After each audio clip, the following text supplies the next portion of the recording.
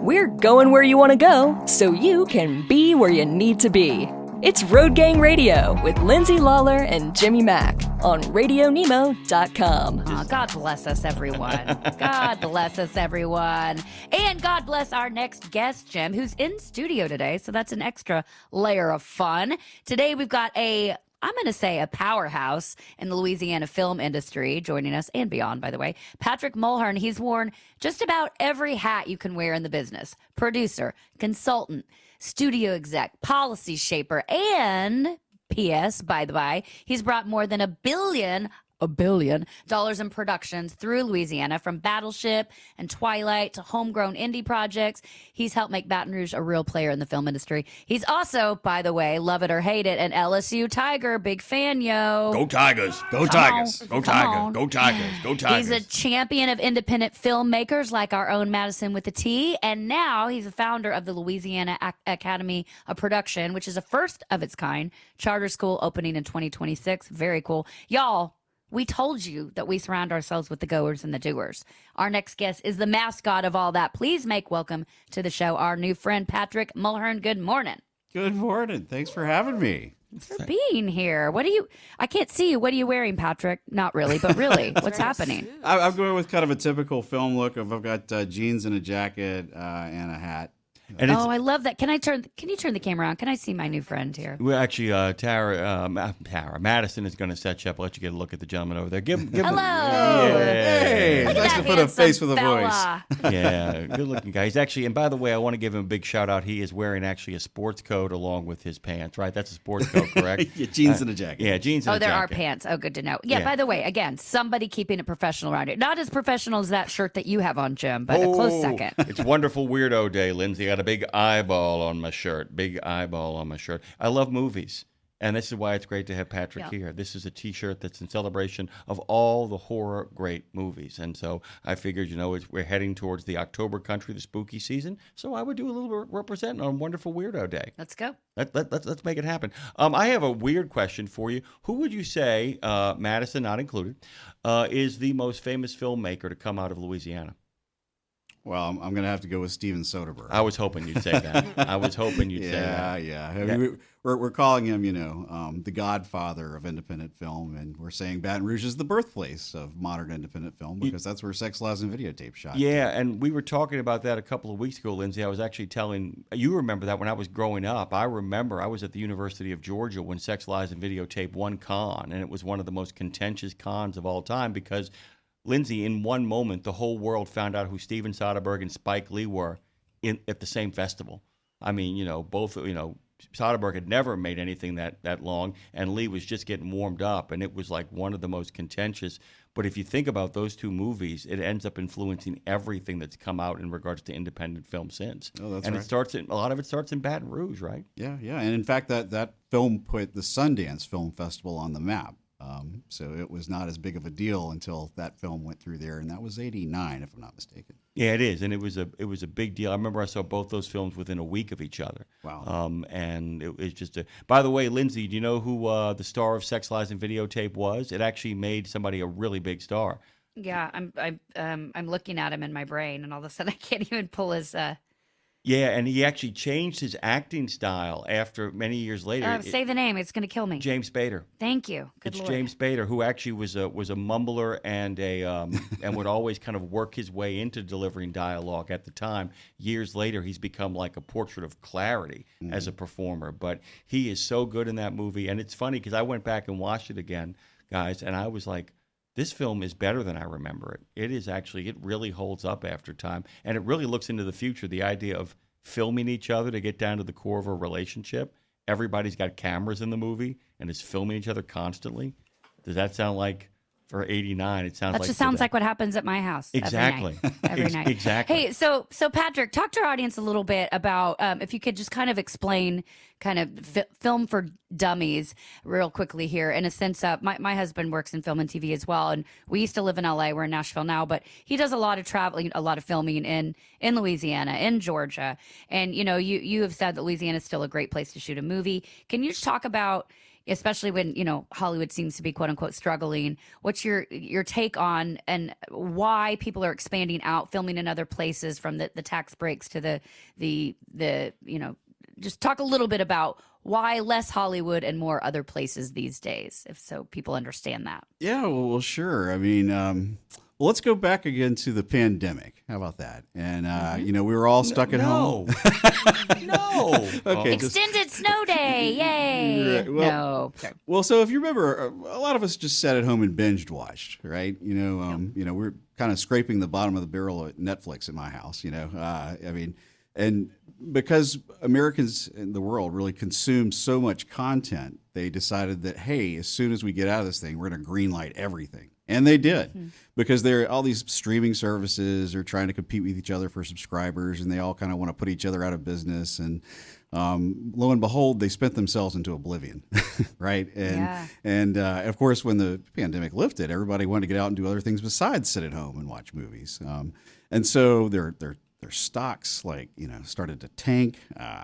Again, these big streamers and major studios have shareholders, right? And when the stocks start to tank, then suddenly it's like they get really nervous about what it is they want to give the green light to. So you'll notice a trend. There's a whole lot of sequels and reboots out there because those are kind of the safe things to do. Original content had to take a back seat. But worse than that, overseas, they're offering incentives just like we have here in the U.S. and, Canada, all points abroad. And it just became cheaper for them to go shoot these things outside of the U.S. And so, flash forward a few years, like here we are. And I mean, I hate to say it, there's a lot of empty sound stages in Louisiana and Georgia and even in Los Angeles. So, it's kind of a weird time for us. And so, but that kind of makes it so that independent films are more important than ever. And your own Madison with a T, as y'all call her, is crossing those T's and dotting those I's. She's got both of them in her name. Yeah, it's really an opportunity because I don't know that the major studios and the streamers are willing to take risk on especially younger filmmakers or something that doesn't have an original a film to base it off of or something like that. So, look, I think that the risk takers are the ones who make out like a bandit before it's over with. I love that. I wanted to ask you a question too, because we're right now in the midst of our own sort of change over here at Radio Nemo, and maybe I'm wrong about this, but one of the things that I got a chance to go on a podcast yesterday and talk about what we're doing. We live now in an era where, the idea of putting somebody else out of business doesn't make a lot of sense to me anymore. Yeah. Because people can queue it up. Right. And it sometimes feel like the only people we should be competing against are ourselves. I mean, whatever trucking's problems are, sure, and it's got some problems, but they have begun to realize that safety is no longer proprietary, and they would rather have it be a NASCAR atmosphere. They want to win, but they want to win against other people that are great. Yeah. They want everybody performing at a high level. People don't go see a great movie and go, well, I've seen a great movie, and I'm not going to go see any more movies now. That settles the issue for me. It's bad movies that send people out of the movies never to kind of come back as well. And so it almost feels like, why are they competing against one another when what they should be doing is just simply kind of making quality material at cheaper prices than what they're spending on them right now? Oh, that's exactly. I wish everybody would live by that philosophy. And, look back when I ran Celtic Studios in Baton Rouge, I don't know if there's a big movie called Battleship, a big NBC Universal film that had Rihanna in it and Alexander Skarsgård and Liam Neeson. Anyway, and it was ridiculous because it was based on the old 1970s game. The board game. That's exactly right. Game. You sank my Battleship. And these are the films that we just do not get in the U.S. anymore. But this is what we call a $214 million tent pole. It's something that was supposed to hold up the studio. It was such a huge film. Well, anyway, the producer on it, his name was Duncan Henderson. Poor guy, rest his soul. He's passed away. But he came to me and he said, listen, I'm going to bring this film here, and I want you to tell me what it is that you need to make a profit. Don't give me any more, don't give me any less. He said, I need to make sure that you're going to be in business the next time I have a big production. And so I gave him a number, and that's what we worked off of. And lo and behold, he brought another film after that, Oblivion with Tom Cruise. And so point being, the philosophy is don't try to put somebody out of business. Make sure everybody gets enough. Does that make sense? We can all play. We can all get along. That's actually what, I'm curious, and you kind of touched on this a minute ago, but the idea, so I'm a songwriter, Nashville musician here, and it's, I've been in it long enough to see the different kind of how people thrive and where you used to have a record label to do anything. Now, because of streaming, because of YouTube, because of social media, anybody can put their stuff out there and achieve quote unquote fame and success, whatever. And doesn't necessarily have to be good. But from a streaming perspective, I'm curious if you think streaming has been more of as it pertains to, say, Madison and other indie filmmakers, more of a blessing or a curse for these independent filmmakers. That's a really good question. I'm going to have to say blessing, just because it gives you more of a venue. It's certainly a curse in that it's killed theaters, and it's hard to show that, awesome new movie or new voice or whatever in a theater these days. But certainly you can be seen by more people and through a streaming service. Once upon a time, they did a study that independent films, and this is a horrible stat, I think it was done in like 2018, that I think only 4% make a profit, which is horrible. Wow. Oh my Wow. God. Right? But that was really before they started measuring, like, what are streamers paying for them, And so when streamers do buy them, then I do think that people can make a profit. And, again, some of that was they weren't using tax incentives correctly and stuff. If you use the tax incentives correctly, you can make a profit. So yeah, and that's kind of a big deal too, isn't it? It's basically, once again, back to trucking, the trip itself is the fun part. It's the easy part for a lot of these men and women, backing up and getting where they got to go. They can do that in the blink of an eye. It's the pre-trip and the post-trip, and it's also the daily nut that ends up killing people at the end, ends up kind of undoing people. And it almost feels like that the business has to be kind of bracketing where the art is happening, not integrated or pressuring it, but kind of bracketing it to make sure that it's indemnified. Is that fair? Yeah, no, it is. And, you have to look at things like where money's coming from these days, in order to pay for these things. It's funny. I talk about the film Looper. Did you ever see this film that shot here? Yeah, with Bruce Willis. And actually, it's the best use of the melphamine projects I've ever seen in my life. Lindsay, they do this really cool thing. They went to New Orleans, and it's a future movie. It's a dystopian future. And they transformed. They didn't build anything in the traditional way. They just simply took one of New Orleans' housing projects and made it look like the kind of dystopian nightmare you'd see in the future. It was really great use of space and wilderness and open country. It's a terrific. It's Rianne Johnston. I think it was. Yeah, it's Rianne Johnston who made Brick and also made The Last Jedi. It's a great film. It has Bruce Willis and Joseph Gordon-Levitt. Who does a great job impersonating Bruce Willis. And we all remember it because it's shot here. There's sugarcane fields and all kinds of stuff. It's very Louisiana. Louisiana. But what's interesting is that film was supposed to be also set in Paris, but it was rewritten for Shanghai. Okay. And when you start looking at a few things in there, of course, the dystopian future is like what you see here in the U.S., but where is there not a dystopian future? Right. China. Right. And so China looks like, amazing. And what is the world currency? Well, that's what China. Yeah. Also funny how much of it is really being shown by China. That's when I saw the movie. I had that speculation. I said, how much of this is actually what China would choose to show? But I know where you're going. Keep on going. Well, just right now, I guess if you say the world currency is the dollar, in the future, it's the Chinese yen. Right. And how did that happen? Well, because the script was rewritten to reflect that, and because that's the money that was behind it. It was Chinese investment money. Right. So it's actually affecting the creative, Unless Tom Cruise says, go screw yourself and does Top Gun anyway and still makes $1 billion. Some people can come in, that's a crazy story unto itself. But no, absolutely right. Lindsay, the other thing I wanted to ask you about, because I just recently, speaking to Soderbergh, and by the way, I've been scrambling madly to kind of look up titles and try to remember these titles. Presence, Soderbergh's new movie, is a ghost story shot from the ghost perspective, Lindsay. So we see the entire movie through the ghost eyes. And it's shot with, of course, the typical Soderbergh thing of using iPhones and whatever kind of thing to get his hands on. I feel like in some ways he's desperately trying to tell young filmmakers, stop trying to make this blown-out budget movie and figure out a way to solve the problem. Because what I'm not seeing from independent film enough of is the cameras I have to do what George Lucas did for the first Star Wars and for, American Graffiti is I'm going to make this work within the confines of what I have. And too many people don't seem to be making the movies because they want the big budget or nothing. I mean, is there any reality what I'm saying there? Look, I was just thinking 25 years ago, I used to edit on a nonlinear Avid, right? And gosh, the place where I worked, they might have spent close to $1 million on that thing. I don't know. It was high six figures or whatever.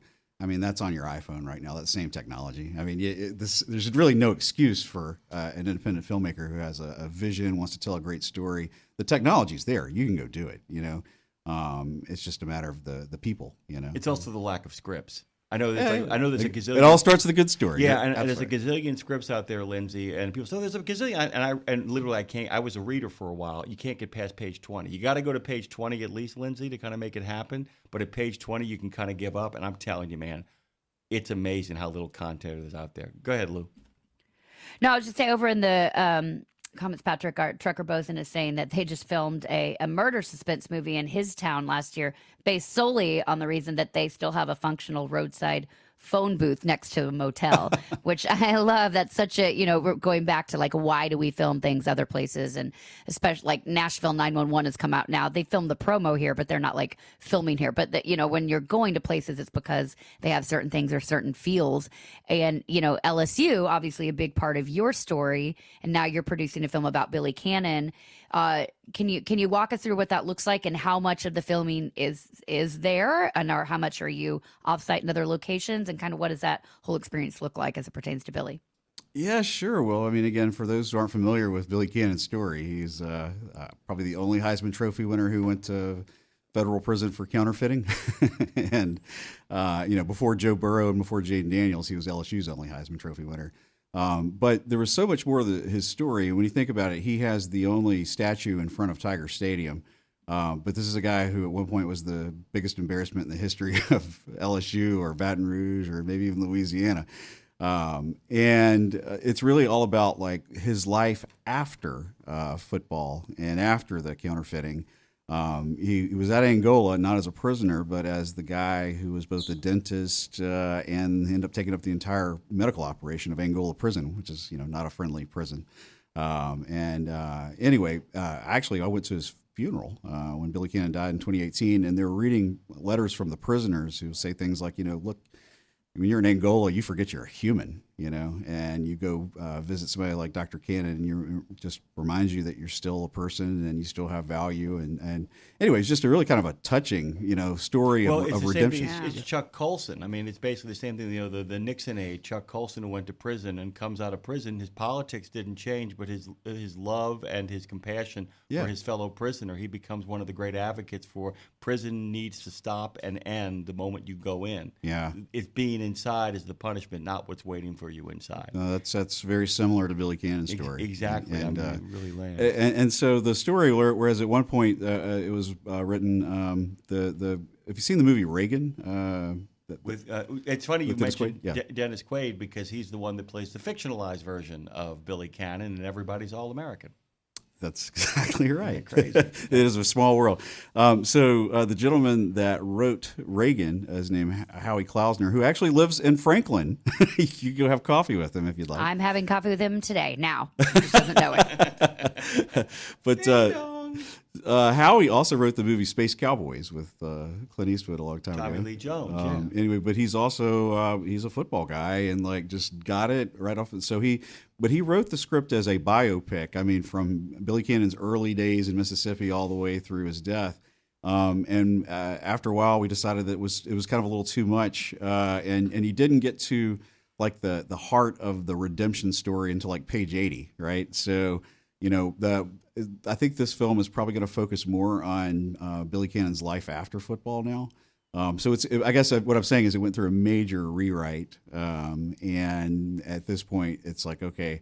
Now it's all about getting like attachments, and Madison can tell you all about this, of course, and we're lucky with her because she is directing, right? But it's all about attaching talent, stars and all that. So yeah, that's my my out of office at the end of this month. I'm flying to New York to go meet with a talent agency to discuss different actors to attach to my project with what's a COE certificate of engagement is how you attach an actor to a project, and you can like put money in escrow that can't be touched until that person is attached and all that sort of stuff. Making movies like collecting Pokemon. You're like collecting all these different legitimacies until it actually comes to fruition, basically. And if it were easy, everybody would be doing it, right? Mm-hmm. If it were easy, monkeys would do it. Well, that's what brings into, you helping Madison and you founding the Louisiana Academy of Production. I mean, it's interesting because you've gone from local TV producer to state government to billion-dollar studio exec. You've seen it all, and it's really kind of the idea of, they say my sister was in marketing at Pizza Hut, and they made them go deliver pizzas. They had to flip the dough. You do everything so that when you're sitting there high, at the castle in the sky, you actually know what you're talking to, and you're talking to your employees, et cetera. And it feels like since you know every angle, you can really be, correct me if I'm wrong, but a good guide and mentor for these younger film producers to probably spot what their best feature is and help guide them in that. And so talk a little from that perspective with the Louisiana Academy of Production. What is your biggest, I guess, dream for it as this launches next year? Well, so I could promise you I'm always learning, but I'll say this, the production executives in Hollywood used to call it the three-legged stool of what they're looking for when they determine where they're going to send a film or a TV show. And the first thing they're looking for, unfortunately, is incentives these days, because that's so important in order to get the budget down. But the second thing is infrastructure. They're looking for stages and facilities and equipment. And, here in Louisiana, we've been at this game for a long time. And so we have all of that. We have some great, stage facilities like Second Line here in New Orleans, the Ranch, the NIMS Center in Harahan. But, of course, in Baton Rouge, we have the Celtic Media Center, and it's a nice place. Yeah, it's still the largest in the Gulf South to this day as far as a design build. And then of course you've got 50 Cent has his studio up in Shreveport right now. Yeah, so they look for infrastructure. It's important. But the third thing is crew. And unfortunately, we've lost a lot of crew because we haven't stayed consistently busy. And so that's where the Louisiana Academy of Production really comes in. It's a school that's modeled after the Roybal Film and Television Magnet, and is affiliated with it in Los Angeles. And that's a school that was started by George Clooney and Don Cheadle and Mindy Kaling and a bunch of stars. The point is that a lot of kids from disadvantaged backgrounds don't even know these jobs exist, and so if you teach them in high school, it's what they say, if you see it, you can be it, so. Well, and by the way, this is a model, once again, that trucking is followed, that the environmental and that new forms of solar and wind have begun these models of the idea of these burgeoning industries, or industries that actually need skilled labor. Yeah. Skilled labor is, I call it light blue collar work.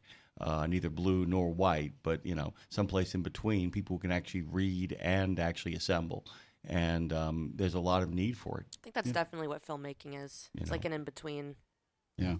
And under normal circumstances, these kids could graduate from high school and go straight to working on a set, and they'd be making $60,000 a year, and that's like transformative wealth in a lot of places in Louisiana, Yeah, I mean, and that's such a kind of a big start, as well too. As entertainment. Yeah, I might do that. I mean, but it's the truth of the matter, and more and more in the modern economy. I talk about this all the time. If you actually have an associate's degree and you actually can repair HVAC and you're bilingual, you are the employee of the future. That's really what it kind of comes down to. And especially Mexico is going to have opportunities too, and all of this is kind of rolling together. Patrick, we're almost at a time here. No. I know. You got to ask him. Yeah, Jim, we can't ask him before he leaves. What is your favorite movie shot in Louisiana? Oh my goodness, boy, that is a tough one. You can change your answer tomorrow. We won't hold you. In 5 minutes. You take it in 5 minutes. Gosh, favorite of all time, man, that is tough. You know what? I'm going to be a homer. I'm going to go with Oblivion with Tom Cruise that shot in Baton Rouge. That was my favorite sci-fi, one of my favorite sci-fi films. And of course, Joe Kosinski that directed it went on to do Top Gun Maverick with Tom Cruise. That was the first time they'd worked together. So yeah, it's really good. And I got to tell you, it's got a great twist in it, doesn't it? It does. They all died. I need Spoiler a twist alert. He ending. was dead That's the whole time. Oh no, it's a different movie. Sorry, it's a different movie. Hit us up with the best website where people can find you, Patrick.